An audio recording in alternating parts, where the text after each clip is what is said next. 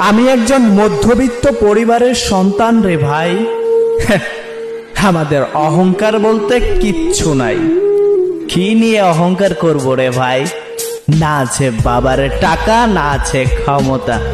কিছুদিন পরই হয়তো চলে যাব টাকার জন্য দূরপ্রবাসে, হয়ে যাব রেমিটেন্স যোদ্ধা। দামি বাইক আর নিজের খেয়াল খুশি মতো চলার অভ্যাস আমাদের না রে ভাই। আমাদের ইনকাম করে নিজে চলতে হয়। তুমি শুনেছ না, দিন আনে দিন খাই। আমি তারই ছেলে রে ভাই। তাই অহংকার আমাদের জন্য নয়। তাই তো বাস্তবতা রয়েছে আমার রক্তের প্রতিটা শিরায় শিরায়।